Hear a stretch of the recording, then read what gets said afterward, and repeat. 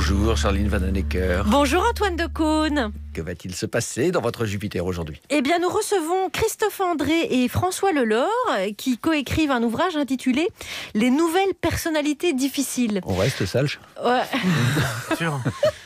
Ouais, c'est Juliette Arnaud qui a choisi et je pense qu'elle a un message à nous faire passer peut-être. Je l'ai déjà le message. Vous écoutez les pop-up, il est 17h.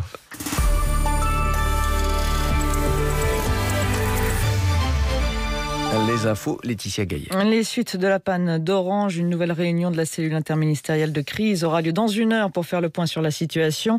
Si justement cette situation est en voie d'amélioration, des perturbations persistent. Des numéros alternatifs vont donc être maintenus jusqu'à demain matin. Selon Stéphane Richard, le patron d'Orange, la panne d'hier soir est sûrement due à une défaillance. Le parquet de Rennes a lui ouvert une enquête après la mort d'un homme dans le Morbihan. Sa femme avait appelé à plusieurs reprises les urgences. Elle a finalement été obligée d'amener son mari à l'hôpital de Vannes. Mimi Marchand est en garde à vue. La figure de la presse People et proche du couple Macron est entendue par l'Office central de lutte contre la corruption et les infractions financières et fiscales dans le cadre justement de l'enquête sur les soupçons de financement libyen de la campagne présidentielle de Nicolas Sarkozy en 2007. Mimi Marchand est soupçonnée de subordination de témoins. L'enquête porte sur des faits autour de la rétractation de l'intermédiaire Ziad Takieddine. Un journaliste de Paris Match est également en garde à vue suite à l'apparition de l'interview de Ziad Takieddine. Dans un communiqué, l'hebdomadaire dénonce une interpellation contraire à tous les principes démocratiques. Après le drame d'Hayange en Moselle, il y a 10 jours, une femme tuée de plusieurs coups de couteau en pleine rue, celui de Metz à une trentaine de kilomètres de là aujourd'hui, et là encore une femme agressée par son mari en pleine rue devant témoins. Cécile Soulet.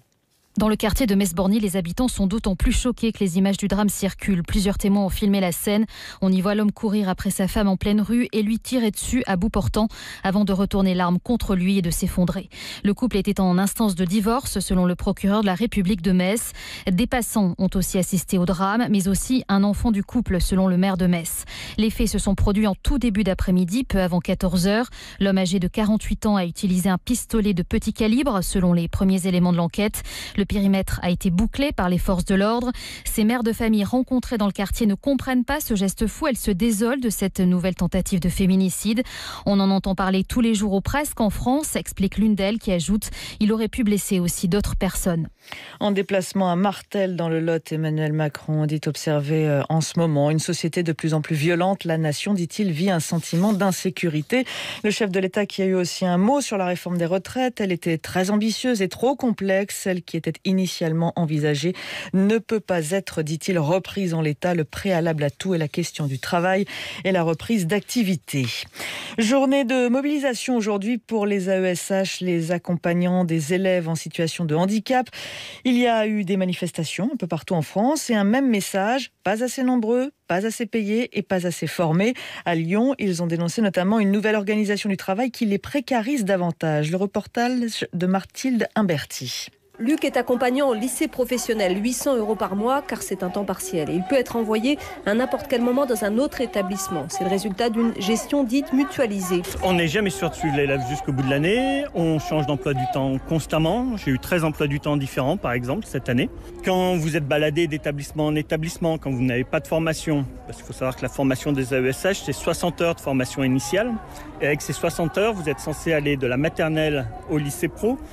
Vous êtes censé balayer tous les champs du handicap. Cette mutualisation à l'extrême nous emmène tous à la limite du burn-out. Épuisement, manque d'attractivité des postes, plus Covid. Le résultat, c'est que 20% au moins des postes d'accompagnants ne sont pas occupés. Et ce sont les élèves qui en pâtissent, témoigne Émilie, maman de Chloé, 7 ans en CE1, qui cumule handicap auditif et d'apprentissage. On n'a plus droit à une aide humaine individuelle pour une situation de handicap identique. Elle a toujours les mêmes difficultés.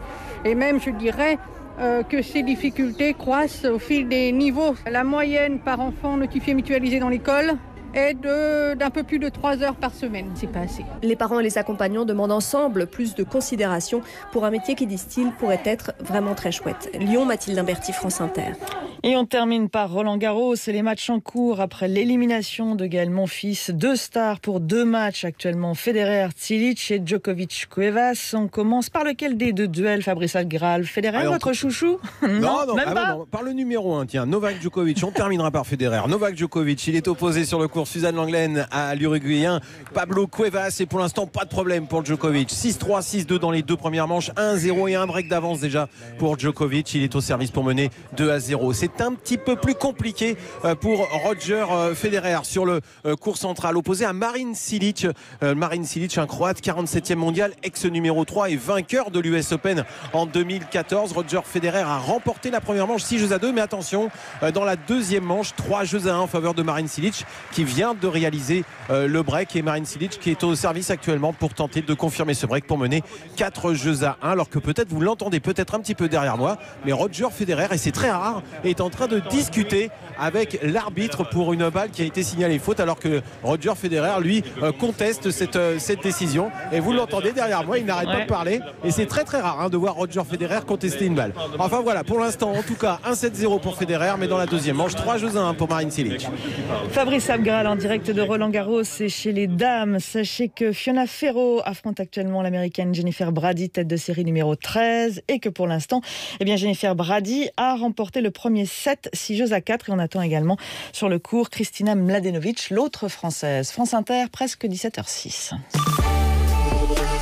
Ce soir sur France Inter, Orlan est dans leur bleu. 20h, Laura Adler. Artiste, plasticienne, féministe, Orlan est notre invitée à l'occasion de la publication de son autobiographie Striptease, tout sur ma vie, tout sur mon art. L'heure bleue, l'espace des possibles. Du lundi au jeudi sur France Inter à partir de 20h.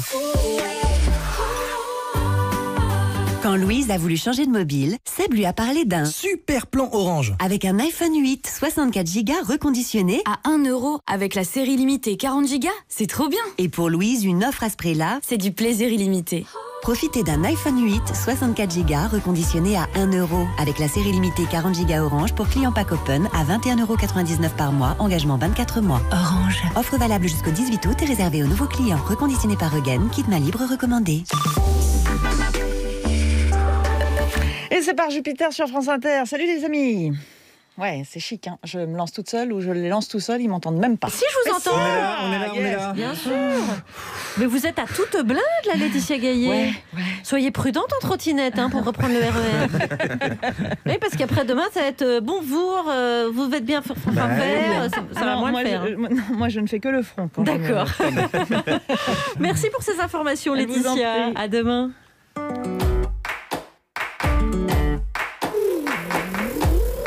« 9h dans le bureau de Par Jupiter.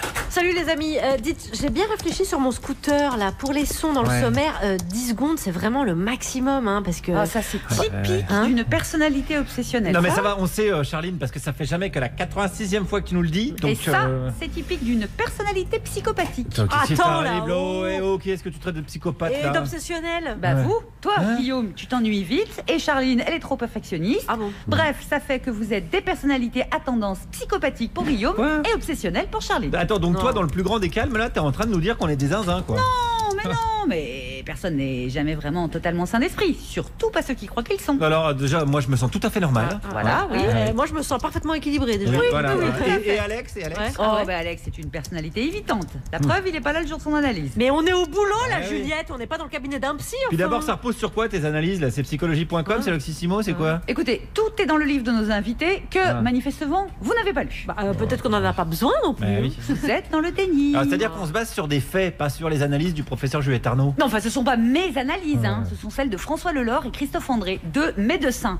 Ils répertorient les différents profils et ils expliquent comment composer avec. Oui, c'est bien ce que je dis, ça nous concerne pas. Mais puisque je veux dire que c'est tout le contraire. Non, mais moi je dis que c'est celui qui dit qui est.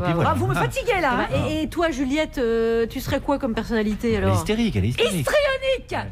On dit histrionique. Pareil. Sinon, ça va toi en ce moment, Juju? Ça va très bien.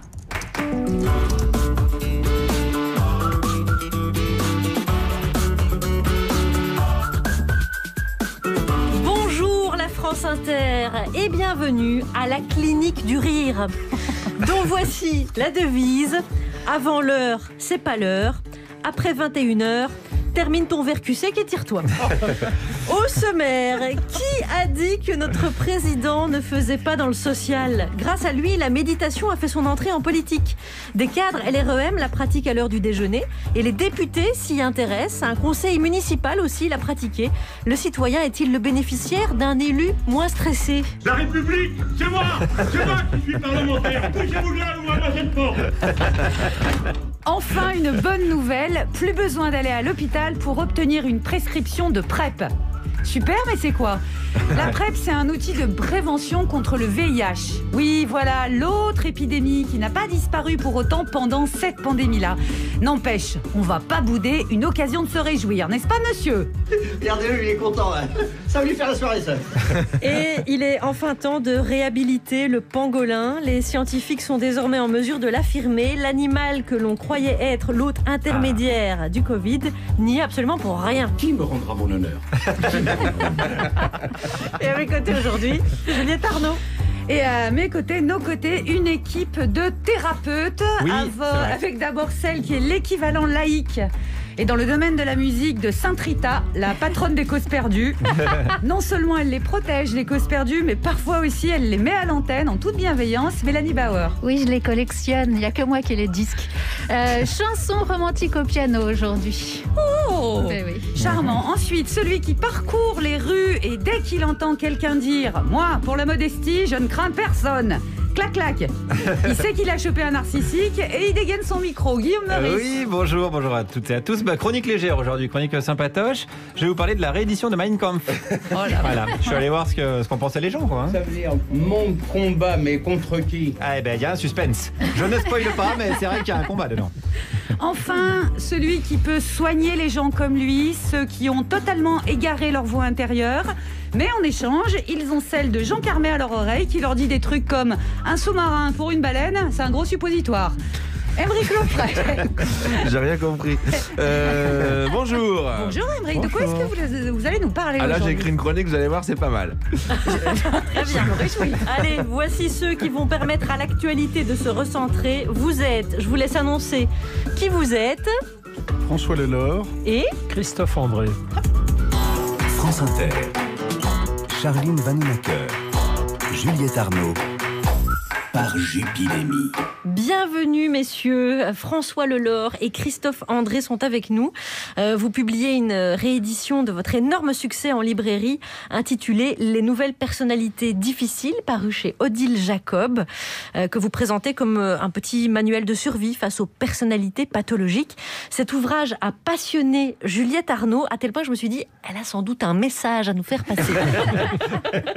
Non, c'est fait, il est passé Charline. Ah, très bien, merci. Un des points, des axiomes de départ de ce livre, c'est « Nul n'est méchant volontairement ». Ça, c'est Socrate qui le dit. Mais il y a quand même, messieurs, beaucoup de gens qui sont très pénibles. Ces marcheurs sur le pied d'autrui, c'est casse-noix, casse-burette, casse-couille, ribambelle de gonfleurs, pompeurs d'air, suceurs de temps, formidable collection d'emmerdeurs, raseurs de haut niveau, petits porteurs de la connerie humaine, bousculeurs et embouteilleurs d'une vie où l'on se cogne comme à la rambarde d'une patinoire. Mais comment vous faites pour être aussi nombreux ? Voilà, vous aurez reconnu Antoine Decaune et Miu Miu. Néanmoins, tous ces pénibles, dont nous faisons partie, normalement, ce livre va nous permettre de les comprendre, de les accepter, de les gérer. C'est la réédition, Charline le disait, d'un livre de 1996. Vous avez rajouté 2 types de profils, les borderline et ceux à tendance psychopathique. Pourquoi ? Parce qu'ils sont apparus ces 20 dernières années ? François Lelore. Oui, alors ils existaient déjà il y a 20 ans, mais on les étudiait moins. On les reconnaissait pas. Et alors maintenant, les borderline, c'est devenu... disons, un diagnostic beaucoup plus souvent porté. Alors peut-être qu'il y en a plus, c'est une grande question. Donc je vous rappelle, c'est des personnalités qui ont une humeur très changeante, qui ont tendance à faire des colères, qui ont des grands doutes sur l'attachement, enfin qui ont en général une peur de l'abandon, et qui parfois provoquent l'abandon pour en quelque sorte l'éviter, tellement ça leur ferait du mal, et qui souvent ne savent pas très bien quelle voie choisir, enfin ont des grandes incertitudes sur leur existence. Donc humeur changeante, décision impulsive, vie très difficile pour eux, et bien sûr pour leur entourage. Alors on se demande s'il n'y en a pas plus dans la mesure où aujourd'hui, depuis une ou deux générations, les enfants sont dans un environnement moins structuré. Il y a plus, si vous voulez, de divorce, de séparation. Enfin, c'est une hypothèse, parce qu'on disait souvent que pour les borderline, il y avait forcément des antécédents de traumas sexuels, de grands malheurs dans l'enfance, mais maintenant pourtant on s'aperçoit que ce n'est pas vrai pour tous. Il y en a peut-être un tiers, oui, on a vraiment un événement grave, mais les autres, c'est simplement probablement des tempéraments hypersensibles, avec effectivement quelques circonstances pas rigolotes, mais pas dramatiques non plus. Et ceux à tendance psychopathique ? Alors la psychopathie, si vous voulez, c'est plus sympa pour celui qui l'a, puisque il a pas de culpabilité, il a une haute estime de soi, il est charmeur, manipulateur, et sa morale, c'est plutôt pas vu, pas pris. C'est pas grave d'entrer en conflit du moment qu'on gagne. Alors, Émeric est en train de prendre des notes. Alors, j'allais dire, ceux les moins éduqués, etc., ont de fortes chances de tomber dans la délinquance, grande ou petite. Il y a et les autres, c'est Jérôme Kerviel. Voilà, il y a pas mal de psychopathes. Lui, c'est peut-être autre chose, mais il y a pas mal de psychopathes dans les prisons. Enfin, plein d'études le montrent. Mais alors, il y a aussi le psychopathe en col blanc. Et là, si vous voulez, c'est le loup de Wall Street. Je ne sais pas si vous avez vu, où là, effectivement, il y a la même absence de scrupules, charisme, et pas de crainte, en fait, des conséquences de ses actes. Emmanuel Macron, donc, clairement. Je ne m'engagerai pas sur ce cas-là. Je m'engage toute seule. Moi, il y a une chose qui me fait beaucoup rire, qui m'a beaucoup fait rire à la lecture de ce livre, c'est qu'on commence en se disant, je lis pour mieux comprendre, gérer, accepter les autres. Et puis, à la fin de chaque profil, il y a un petit questionnaire. C'est rigolo, les QCM, c'est juste 10 questions à répondre plutôt oui, plutôt non. Alors on le fait. Et à cette occasion, on découvre qu'on coche toutes les cases de, je ne sais pas, histrionique, anxieuse et schizoïde. Comme ça, c'est bien, je le sais, mais c'était aussi un petit peu le but, non ? C'est-à-dire, le lecteur est détendu parce qu'il pense qu'on parle seulement des autres, et puis il y a forcément un moment où il faut aussi se regarder soi-même dans un miroir. Christophe André ? Oui, bien sûr. De toute façon, la pâte humaine, elle est faite des mêmes ingrédients pour tout le monde. C'est après une question de dosage. On peut tous considérer qu'on a des traits paranoïaques, histrioniques, parfois psychopathiques, narcissiques, etc. Après, c'est la grande question de ce qui est normal et de ce qui est pathologique. Effectivement, les personnalités difficiles sont tout de même des personnalités qui sont pathologiques par deux dimensions. D'abord, elles ont des comportements pas très adaptés aux circonstances. C'est-à-dire, vous pouvez par exemple, si on prend l'exemple de la personnalité paranoïaque, être un petit peu méfiant par moment. Quand vous achetez une voiture d'occasion ou quand vous êtes dans un environnement où vous pouvez prendre des coups psychologiques, diplomatiques et autres, vous avez intérêt à augmenter... Homicide, dit François Leleur avec ses mains. Augmenter votre petit logiciel de méfiance, et puis le soir venu, vous êtes invité à une soirée chez des amis qui vous présentent leurs amis, et là, vous n'allez pas être méfiant a priori. Les personnalités paranoïaques, elles sont méfiantes tout le temps.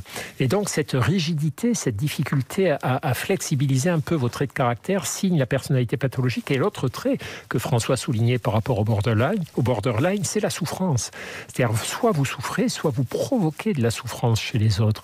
Alors qu'on peut espérer que même si en faisant le questionnaire d'histrionisme ou de personnalité dépressive, vous retrouvez quelques traits, on espère de tout cœur que les lectrices et les lecteurs ne sont pas trop dans la souffrance induite ou ressentie. Il y a une autre chose que j'ai relevée, c'est que vous dites assez régulièrement, ça sert à rien en gros de dire à quelqu'un qui est paranoïaque qu'il est paranoïaque, il vaut mieux essayer de lui faire relever. Vous dites ça pour moi, c'est ça ? Vous dites ça pour moi, depuis le début vous parlez de moi en fait. Vraiment Guillaume, vraiment, c'était plus psychopathique pour vous, vraiment. Et donc, il faut éviter de pratiquer l'ironie et la moquerie, qui, par exemple, dans cette émission, est un sport qui se pratique tout le temps, et qu'il vaut mieux passer par pointer une chose très précise du défaut qu'a la personne. Oui, de façon générale. De l'inadaptation. C'est vrai. Non, mais pour espérer avoir un résultat, en fait, même de manière totalement pragmatique. Absolument, mais c'est vrai dans nos relations avec tout le monde, pas seulement les personnalités difficiles. On supporte mieux que quelqu'un nous retoque sur un comportement que sur l'ensemble de notre vie, de notre œuvre et de notre personne. La ligne de crête de ce bouquin, c'est effectivement, d'une part, par rapport à ces personnalités, de dire, vous laissez pas trop faire, quand même, parce que c'est vrai que parfois, pour protéger des gens qu'on a en face de nous, qu'on aime bien et qui ont des traits pathologiques, on va trop courber les chines et trop s'incliner face à eux, ce qui ne leur rend service ni à eux ni à nous. Donc ne vous laissez pas faire, mais ne faites pas ça de façon trop violente, trop brutale, ne les étiquetez pas trop agressivement finalement. Christophe André, accompagné de François Leleur, les co-auteurs de cet ouvrage intitulé « Les nouvelles personnalités difficiles », paru chez Odile Jacob dans la réédition. Et on va y revenir, bien sûr. Juliette a 48 000 questions à vous poser. Oh là là. Vous pouvez rester jusque demain, c'est possible? C'est ce que vous faites cette nuit. Vous écoutez France Inter. On va écouter Alan Vega avec Jukebox Babe. Came from nowhere to St. Francis Street. Jukebox baby, I played a little bit. Cadillac and watch for the hand. Jukebox baby, jukebox baby, jukebox baby, jukebox baby, jukebox baby, jukebox baby.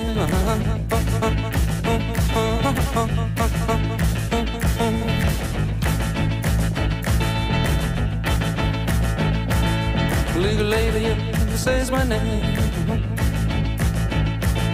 Jukebox baby, playing a strange game. Blind trumpet player looking for fame. Jukebox baby, jukebox baby, jukebox baby, jukebox baby, jukebox baby, jukebox baby.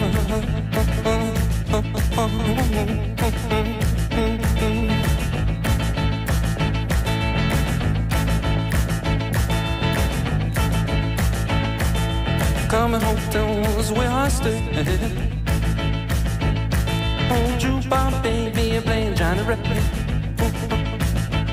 Oh, hot shot gambler looking for play. Jukebox baby, jukebox baby, jukebox baby, jukebox baby, jukebox baby, jukebox baby.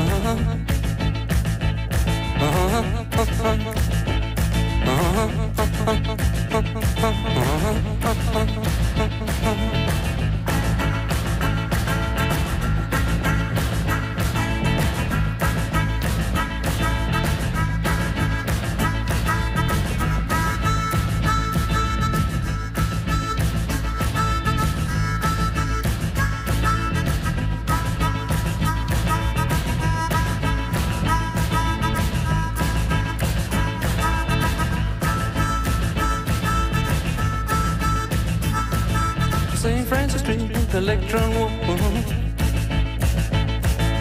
Jukebox baby, playing number 4. Avenging angel, the fleet and the pole. Oh, jukebox baby, jukebox baby, jukebox baby, jukebox baby, jukebox baby, jukebox baby.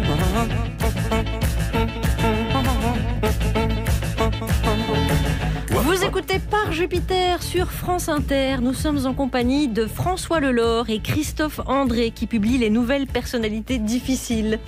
Ce qui a fait beaucoup réfléchir Juliette Arnaud, manifestement, qui va nous dire qui est là pour vous entourer. Que des personnalités difficiles. Mélanie Bauer, Émeric Lomprey et le pire, évidemment. C'est pas vrai. Mais déjà, mais vous êtes dans le déni. Non, Guillaume Meurice. Moi, je pense que les pires, on peut les trouver dans l'actualité. Démonstration. Vous savez, on m'a toujours dépeint comme le plus dur de la bande. Le journal de presque 17h17. Dans la ville, chef, c'est celui qui a le plus grand zizi. Et on commence par les titres. Oui, dans ce journal, nous parlerons d'Emmanuel Macron. Ah bah ça m'énerve déjà, ça. Qu'est-ce qu'il a encore dit comme connerie, celui-là? Chut, zen, Guillaume. On reçoit Christophe André, on reste zen. Pardon. Dans ce journal, on parlera aussi de Jean-Marie Bigard. Ah bah, encore des conneries. Franchement, vous rigolez, besoin de ça en ce moment, d'entendre des conneries. Alignez vos chakras, Guillaume. Oui, respirez profondément. Oui, ça va mieux. Ok. Et enfin, on parlera de Bruno Retailleau et de sa nouvelle relation avec Ophélie Winter. Quoi? Qu'est-ce que c'est que cette histoire? Je plaisantais, Charline. Oh là là, c'est une blague. Ah, d'accord. Détendez-vous.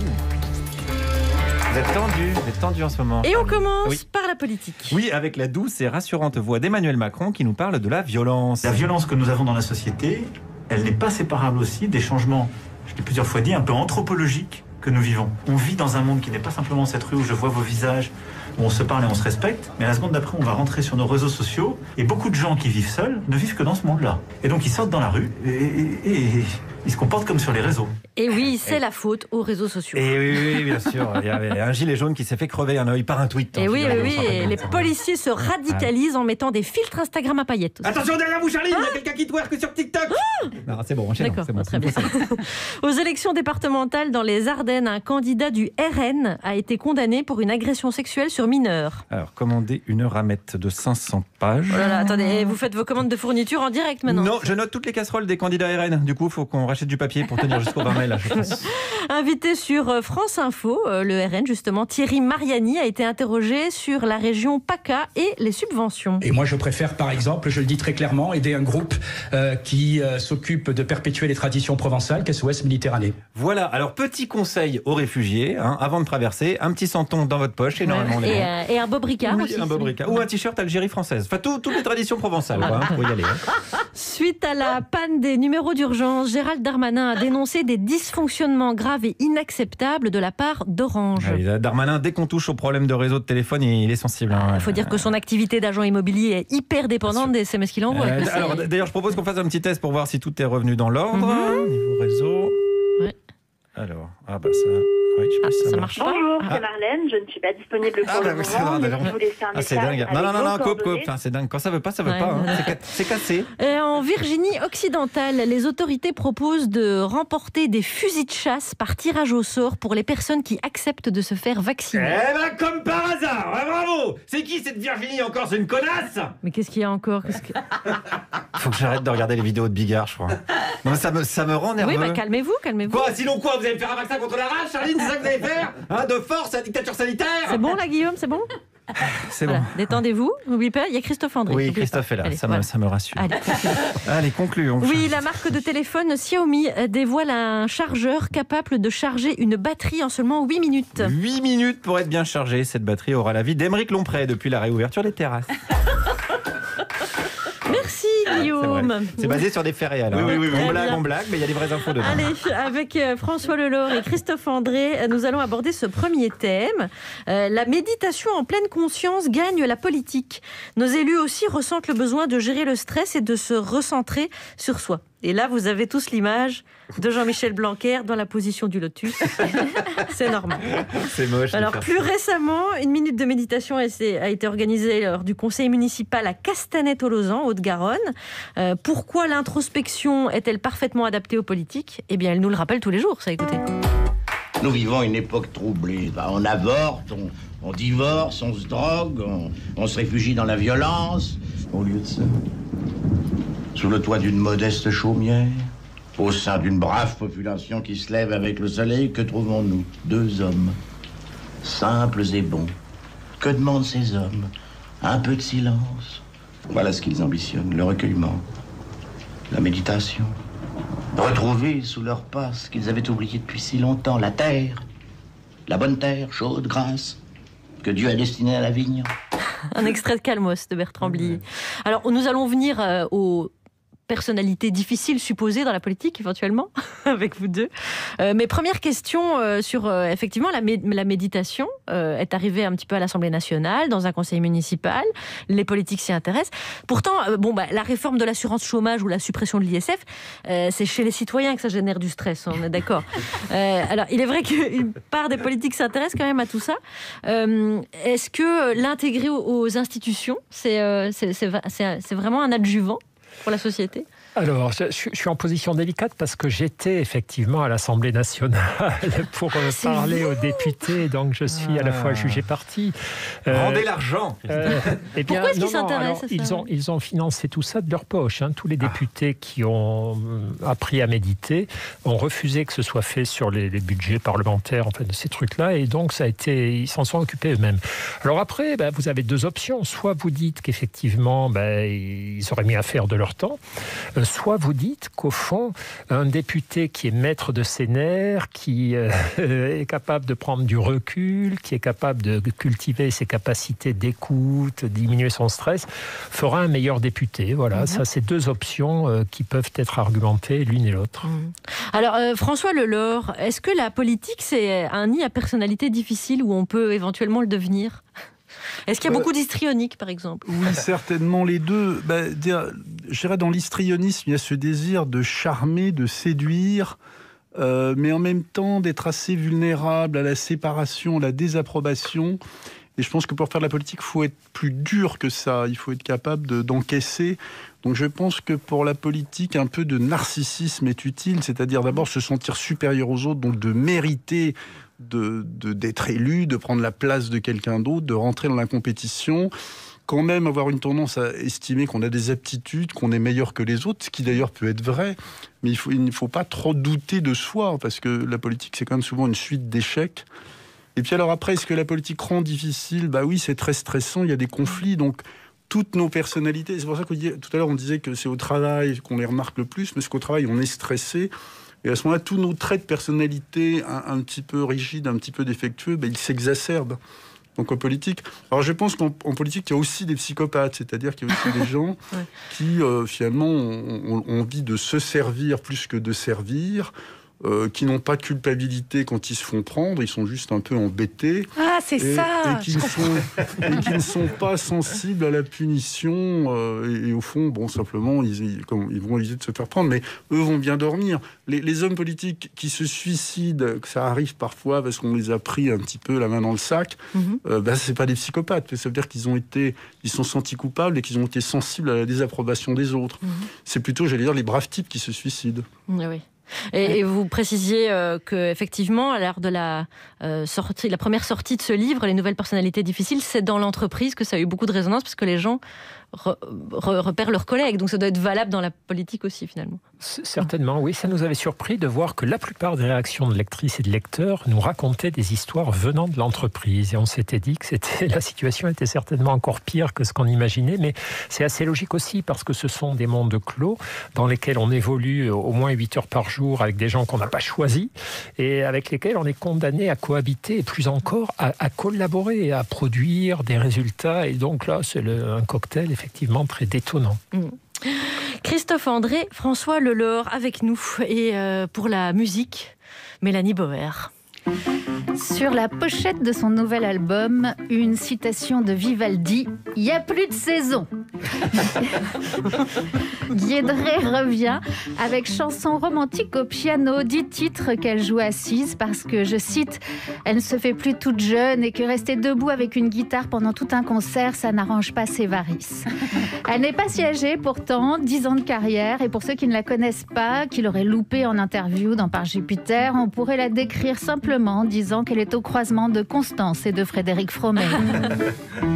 70 ans de combat pour encore aujourd'hui s'épiler sous les bras, serrer les dents, un peu gémir en arrachant les bandes de cire. 70 ans de débats passionnés pour finir avec une pince à épiler, à se mordre les lèvres devant la glace pour en arracher le moindre poil qui dépasse. 70 ans à défiler dans la rue. Dans ce nouveau disque, encore du caca, des crottes de nez, mais aussi des sacs plastiques, la mort, la société de consommation. Ces chansons romantiques, ce sont surtout des tranches de vie, parce que les humoristes sont des princesses au petit pois, ils sont des radars à petites bêtes et ils font juste le choix de ne pas prendre les grains de sable au sérieux. Par exemple ici, Guédré raconte un moment pénible dans une soirée, un truc qui nous a tous un jour arrivé, le gars qui parle de trop près. Qu'est-ce que j'ai fait pour mériter cette torture? Quoi que ce soit, je ne le ferai plus jamais si ça peut t'éloigner un peu de ma figure. J'ai l'impression, mais ce n'est pas qu'une impression, que plus je recule et plus tu t'avances. Je sens le mur dans mon dos, oui, je suis en prison, et ton souffle dans mes narines est mon ultime chantant. Alors, bien sûr, le contraste entre le classicisme du piano et l'irrévérence des paroles aide beaucoup pour provoquer le rire. Créer la surprise, l'abandon de la guitare pour le piano, c'est absolument parfait. C'est tout un nouveau champ des possibles pour Guédré. La douceur des accords lubrifie les gros mots. Oui, on le sait, à Par Jupiter, quand on dit des horreurs, il ne faut surtout pas être agressif. Sinon, on devient un simple con. Non, il faut être subtil, sournois comme un Meurice, absurde comme un Longpré, car nous vivons dans un monde qui nous donne à toutes envie de chanter avec Guédré ce refrain. C'est trop super, tu as une bite, c'est vraiment génial. Tu as une bite, on te félicite. Pour ta bite, bravo, bravo. Tu as une bite. Qu'est-ce qu'on va chanter ça, Juliette? Je pense tous les jours au bureau. Bon, voilà. Le 16 juin, Guédré sort son 8e album intitulé Chansons romantiques au piano. Une petite bulle de douceur acide, pleine de joie qui commence par de grosses papouilles. Une stratégie qui en vaut bien une autre pour lutter contre le Rassemblement national.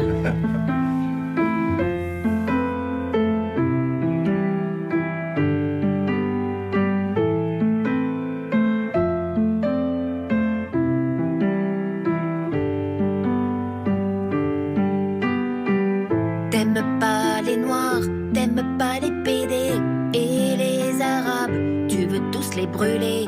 T'aimes pas les clodos, mais t'aimes pas les riches non plus, ni tous ces Chinois qui rachètent les PMU. Et qu'est-ce qu'ils viennent te faire chier, ces écolos à la con? C'est quand même toi qui décides si tu bouffes de la viande ou non. Heureusement y a internet où tu peux tout écrire, parce que partout ailleurs on peut plus rien dire.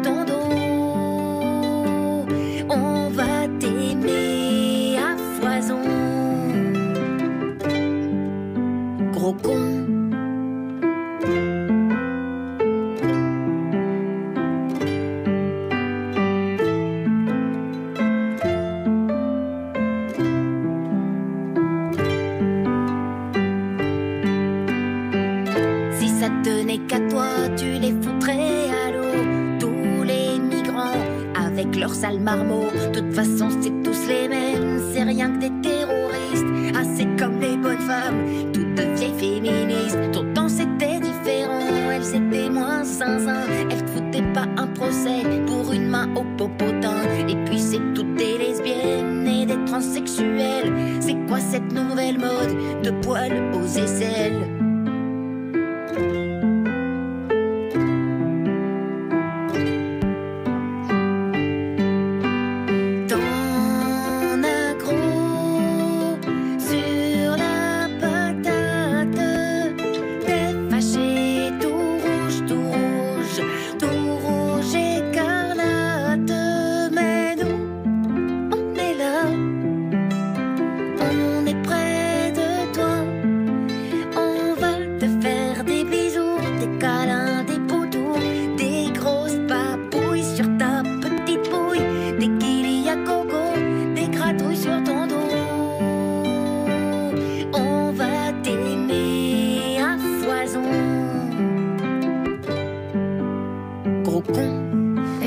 Des bisous. Chansons romantiques au piano, Guédré, nouvel album le 16 juin. Merci Mélanie Bauer pour ce joli choix. François Lelore, Christophe André. Je sais pas si c'est joli. Pardon, bah si, moi je trouve ça joli. Vous qui publiez les nouvelles personnalités difficiles, Juliette Arnaud en a parlé au début de l'utilité ou non de l'humour lorsqu'on est face à une personnalité difficile.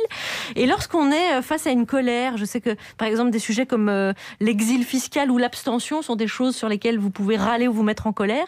Est-ce que là, comment vous faites-vous quand vous vous mettez en colère? Est-ce que vous savez comment bien se mettre en colère? Est-ce que l'humour peut vous aider? Peut-être François Lelore. Écoutez, non, moi j'ai du mal à me mettre en colère pour les sujets qui ne me touchent pas personnellement, donc chez moi, il ne vaut mieux pas que je fasse de la politique. Quand vous parlez de l'exil fiscal, non, ça me contrarie. Quel était le message? Je peux pas dire ça me l'abstention. L'abstention, ça me désole plutôt. C'est pas de la colère, c'est de l'inquiétude à ce moment-là, puisque c'est de se dire, bah oui, une société où les hommes politiques risquent d'être de moins en moins légitimes parce qu'ils auront de moins en moins de voix. Ça, effectivement, ça n'est pas rassurant, puisqu'on a, Christophe et moi, finalement, on a passé toute notre jeunesse, une partie de notre vie adulte, dans une société relativement stable, et on espère que ça va continuer pour nos enfants. Et c'est vrai que l'abstention, ça laisse de l'inquiétude, parce que c'est quand même une perte de légitimité des politiques. Et ils sont imparfaits. Là, tout à l'heure, on a plaisanté sur eux, mais je pense qu'on dit beaucoup de mal des politiques, mais il y a aussi beaucoup de politiques, j'allais dire, qui servent plus qu'ils ne se servent et qui, effectivement, on veut bien les noms à l'intérêt commun. C'est ceux qui sont moins médiatiques. Il y en a. Il doit y en avoir. Et donc, s'ils deviennent moins légitimes, ça fait un petit peu peur, parce qu'après, on se dit qui sera légitime, et ça peut être la rue. Et la rue en France, il y a un côté. Les gens, vous voulez dire. La rue, il y a un côté révolutionnaire, donc c'est sympa. Non. On a des antécédents révolutionnaires. Mais en Allemagne, par exemple, il y a une autre tradition dont vous allez peut-être parler. En Allemagne, la rue, ça inquiète beaucoup. C'est-à-dire que, par exemple, les gens ne manifestent pas contre des lois votées parce qu'ils disent, non, la loi a été votée démocratiquement, donc on ne va pas manifester parce qu'à ce moment-là, c'est la rue. Et la rue, pour eux, c'est Adolphe et ses débuts. Eh bien, vous m'offrez une transition magnifique, cher François Lelore, pour Guillaume Meurice. Oui, chronique littéraire aujourd'hui avec un bel ouvrage, plus précisément une réédition, un texte audacieux, sans concession, dans un style très direct. Mein Kampf, Mon combat, est l'œuvre d'un jeune peintre né en Autriche à la fin du 19e siècle, Adolf Hitler. Alors, je le dis pour les téléspectateurs de CNews, il n'y aura pas de séance de dédicace, car l'auteur est aujourd'hui décédé. Malheureusement, il s'est suicidé suite à un problème de dépression nerveuse dans un bunker. Alors c'était comme dirait Christophe André et François Lelore, une personnalité un chouïa difficile, un peu soupe au lait, je ne sais pas si on peut dire histrionique, enfin voilà. Son livre est d'ailleurs, je le dis, j'ose le dire, encore un poil controversé. Mais je considère qu'il faut toujours séparer l'homme de l'artiste, ça c'est toujours important. Si ça se trouve, ce jeune Adolphe, qui a fondé le Parti National Socialiste, était très gentil. Alors on le dit, il a fondé le Parti National Socialiste allemand, et les mauvaises langues disent qu'il a fait encore plus de mal au mot socialisme que Manuel Valls. Alors ça, je laisse à chacun le choix de juger. Le livre est ressorti donc hier. Je suis allé voir ce qu'en pensaient lectrices et lecteurs, dont ce monsieur qui ne supporte pas la polémique sur la parution. Je pense que c'est encore un espèce de puritanisme de bonne loi, que c'est un ouvrage historique, même je l'ai lu, il y a dedans, il n'y a que des conneries. Mais même d'un point de vue raciste. Donc même en termes de xénophobie, c'est pas terrible. C'est pas bon. C'est pas bon. Il faut le dire, le style est bâclé. Il faut le dire, il faut oser le dire. L'auteur n'aurait jamais été invité chez Trapenard, je pense. Et c'est d'ailleurs dommage. Adolphe, vous êtes l'ombre ténébreuse de la haine qui persiste. Vous êtes l'oiseau noir au ventre encore fécond qui plane. Adolphe, quelle couleur a l'antisémitisme pour vous ? J'aurais payé pour voir ça, mais bon, on ne le verra jamais. La question lui a pas été posée. La question qui se pose à nous, c'est le timing de la réédition de ce livre, alors qu'il y a une légère surenchère identitaire. Je crois qu'il n'y a pas de bon timing. Mais pourquoi vouloir bannir ce genre de choses alors que ça fait partie malheureusement de notre histoire? On ne peut pas cancel Adolf Hitler, quoi. Alors on l'enlève des bouquins. C'est quand même une part de notre histoire, même si on y a été à reculons. Alors, à reculons, pas tout le monde. Il y en a qui avaient une petite foulée quand même au début. J'en ai même vu sprinter. Voilà. Il y a le maréchal Pétain, le Pygmalion d'Éric Zemmour, il a quand même dit souvent. Il y en a un petit peu plus, je vous le mets quand même. Bon, faut relativiser. En plus, on sait pas tout. Ils disent pas toute la vérité sur Mein Kampf.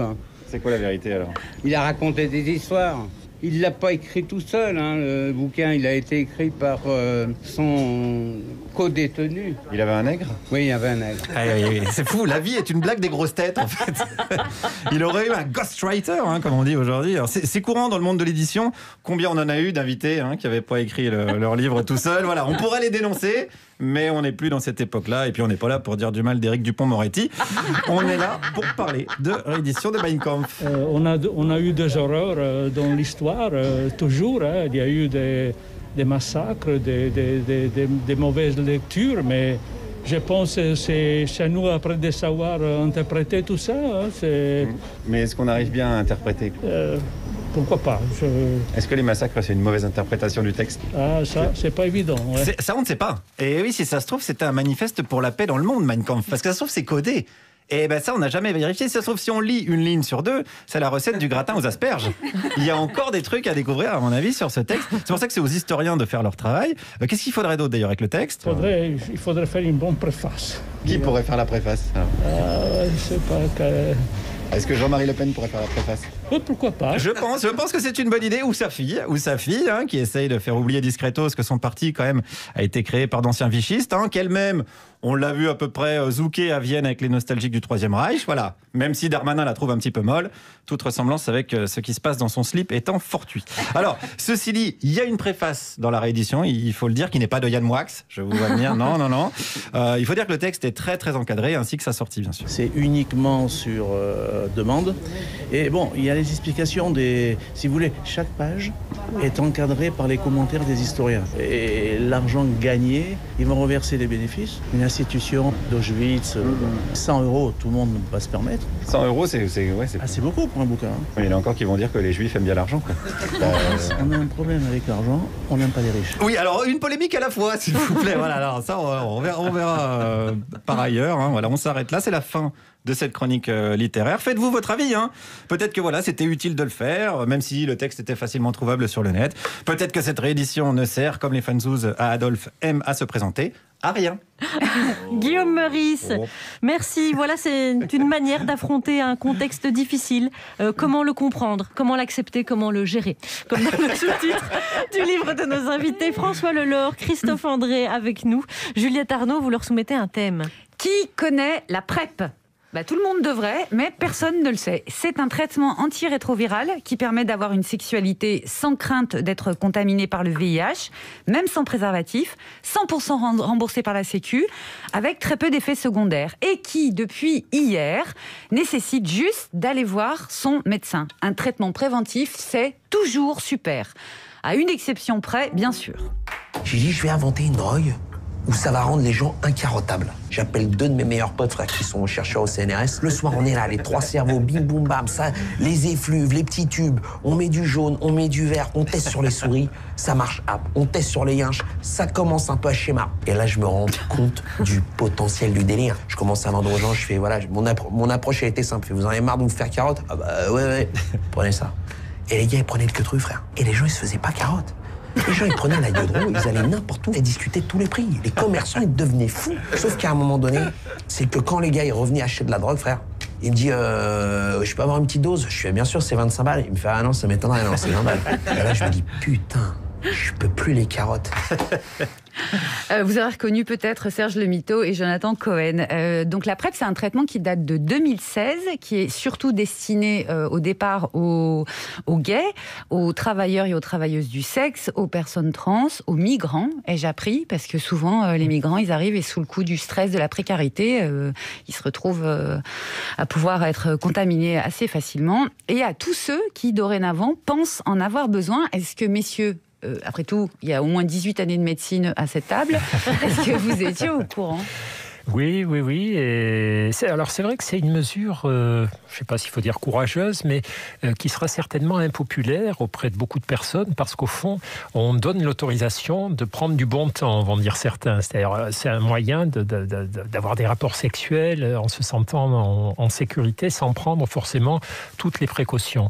Pour autant, en médecine, la prévention, c'est toujours une meilleure chose que attendre les dégâts et compter sur la prudence des personnes, surtout en matière de sexualité. Oui, surtout que la trithérapie, ça reste...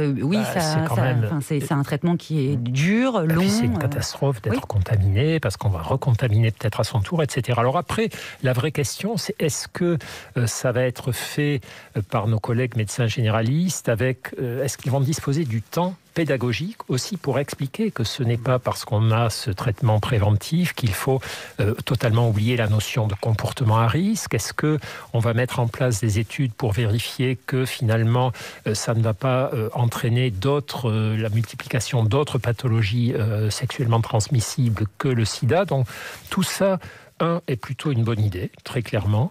2, mérite quand même d'être évalué. Et 3, il faut passer outre les réticences de certaines personnes. Il faut vraiment passer par-dessus ces réticences, parce que depuis 1 an, en fait, tous les gens qui bossent dans les associations sont très affolés, parce que de moins en moins, pendant cette dernière année de confinement, les dépistages se sont réduits comme peau de chagrin. Les gens qui étaient en traitement PrEP les ont arrêtés. Et en fait, c'est comme si une épidémie cachait une autre. Et donc, que le gouvernement offre cette possibilité maintenant de faciliter ça. Oui, c'est une chose, ça nous a paru être une chose importante, ouais.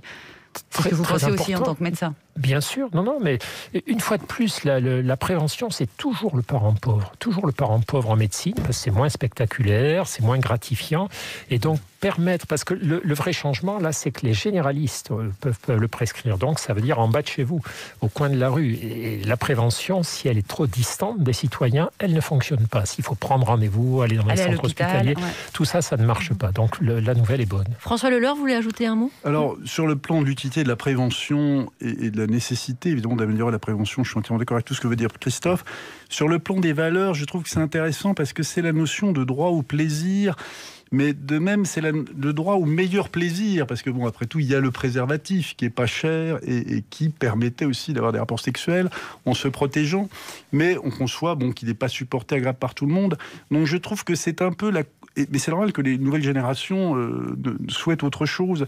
Et je trouve qu'en fait, c'est la continuation de l'esprit 68 dont ce merveilleux slogan était « Jouissons sans entrave ». Et pour moi, le PrEP, c'est l'aboutissement de ça. C'est qu'en fait, on veut jouir sans entrave. Oui, là, c'est également destiné à des populations qui sont dans des cas de nécessité absolue. On parle des migrants, on parle des personnes trans, on parle des travailleurs et des travailleuses du sexe. C'est pas pour le plaisir. C'est une manière de se...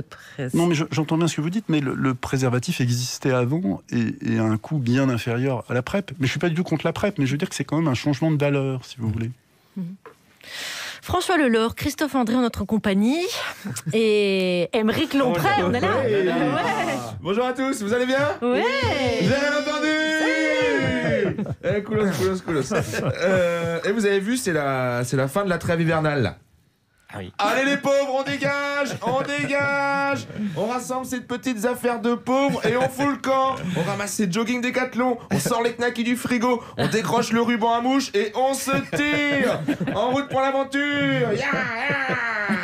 Bah si vous voulez dormir au chaud, fallait travailler à l'école, hein.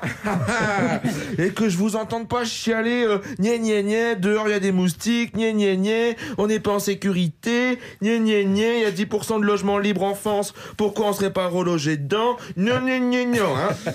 Donner un fauteuil roulant à un gros, il ne fera jamais l'effort de maigrir. C'est de moi celle-là. Alors que si vous prenez le fauteuil roulant d'un paraplégique, un jour ou l'autre, vous le verrez marcher sur les mains. C'est ça les expulsions, c'est ça, c'est une chance dans la vie. Expulser, c'est donner un coup de main, enfin un coup d'épaule. Allez hop, dégage. Oh, je sais pas si c'est la semaine que j'ai passée à Bordeaux, mais les pauvres, ils m'énervent. Putain. Allez à Bordeaux, alors c'est comme vieillir, mais en très très vite. Tu pars de chez toi, t'es de gauche, dans le train, t'es de droite, arrivé à la gare, t'es l'extrême droite, et quand t'arrives dans le centre, t'es macroniste. Alors, les pauvres, je sais pas si vous m'écoutez, je sais pas s'il y a des pauvres qui écoutent France Inter. Non, je pense pas. Si à chaque fois je les imagine, tu sais, à 8 autour d'un transistor, en train d'éplucher les pommes de terre, comme ça, là. On va se régaler. Attention, Anthony, t'as perdu une dent. Ah merde, laquelle ? Bah, ta dent. Taisez-vous, c'est la chronique de Guillaume Meurice. T'es sûr ? Bah oui, écoute, c'est nul. Bah, ça peut être Aymeric. Ah non, là, c'est d'autres personnes qui parlent. Ah ouais. Et puis les pauvres. Les pauvres. Vous allez voir, c'est super d'habiter dehors. C'est comme un appartement, mais en illimité. Y a pas de mur, y a pas de toit. Jamais tu dis, ah, je suis bloqué par les murs. Ou alors, flûte, mes bras touchent le plafond. Puisqu'il y a pas de plafond, y a pas de mur. C'est un appartement qui fait des milliards de mètres carrés. Jamais tu dis, oh, j'en ai marre de ce papier peint ringard. Parce qu'il y a pas de papier peint dehors. Si tu mets du papier peint, il tombe. Habiter dehors, c'est génial. Moi, franchement, si j'avais le choix, bon, j'habiterais chez moi, mais c'est parce que je suis casanier. Hein, voilà. Alors que les pauvres, j'ai remarqué, ils sont pas casaniers, parce que sinon, ils achèteraient une maison. Hein. Et puis, c'est quand même super. C'est super que ça existe, la trêve hivernale. Vous vous rendez compte de tous ces petits cerveaux qui ont bouillonné pour inventer ça? Les mecs, ils ont fait une réunion et ils ont dit, bon, qu'est-ce qu'on fait pour les pauvres? Je sais pas, on pourrait faire un revenu de base qui permettrait à tout le monde de se loger. Quelqu'un d'autre. Moi, je propose qu'on donne un appartement aux gens qui sucent. Gérald, tu sors. Quelqu'un d'autre. Oui, moi, je trouve qu'il faudrait mettre les paniers de basket un peu moins haut. Putain, mais pourquoi il y a Yann Barthès à notre réunion? Attendez, moi, j'ai une idée. On peut dire qu'on fout les pauvres dehors tous les 6 mois. Banco, super. On va appeler ça la trêve hivernale. Qui veut du punch? En plus, c'est génial la trêve hivernale. Il en faudrait de partout des trêves hivernales. Tiens, à France Inter, on dirait que, genre tous les chroniqueurs ont le droit de faire des chroniques de merde jusqu'au 29 mai et après Guillaume est en vacances. Merci de m'avoir écouté. Merci Émeric Lomprey. Oh, chez les chroniqueurs, il y a un changement de valeur aussi, j'ai l'impression. Abordons rapidement ce dernier thème pour le sport. Quand on vous a demandé d'apporter un sujet, il y avait l'exil fiscal, il y avait l'abstention, il y avait aussi le pangolin, accusé à tort. François Lelore, il faut réhabiliter le pangolin. Mais oui, ça m'a beaucoup touché cette histoire parce que ce pauvre pangolin, déjà, a la malchance d'être dans la pharmacopée chinoise traditionnelle. Bah oui, une écaille de son pangolin, pardon, c'est dur, c'est résistant, ça dure toujours. Donc forcément, si vous en prenez, vous allez être dur. Vous voyez ce que je veux dire? Résistant, vous allez durer toujours. Bravo, tu as eu le billet. Et oui, et ça se vend 1000 € le kilo quand même. Ouais. Et alors, il avait déjà cette malédiction. Et en plus, on disait, voilà, c'est lui qui transmet le Covid. Et là, en fait, les études montrent que c'est beaucoup moins clair. On ne sait pas si ça vient pas du vison, de la chauve-souris, voire des porcs. Il semblerait, alors là, les complotistes vont être contents que quand même les Chinois ne nous disent pas tout sur ce qui se passe à Wuhan. Ah, une bonne nouvelle. Et qu'en fait, ils ont déjà trouvé des virus il y a quelques années qui venaient de chauves-souris et qui ressemblent étrangement. Ils les ont étudiés, mais ils ne veulent pas dire tout ce qu'ils ont étudié. Et alors, il y a aussi l'hypothèse, qui n'est peut-être pas la vraie, c'est que moi j'imagine un malheureux pangolin a été soumis à des expériences. Il n'a pas survécu. On a dit aux techniciens, écoute, il faut se débarrasser de ce pangolin. Lui, peut-être s'est dit, mais quand même, 1000 € le kilo. Ah tiens, il y a un marché pas loin. Et c'est peut-être comme ça que ça a démarré, mais là, c'est de la fiction. Hein.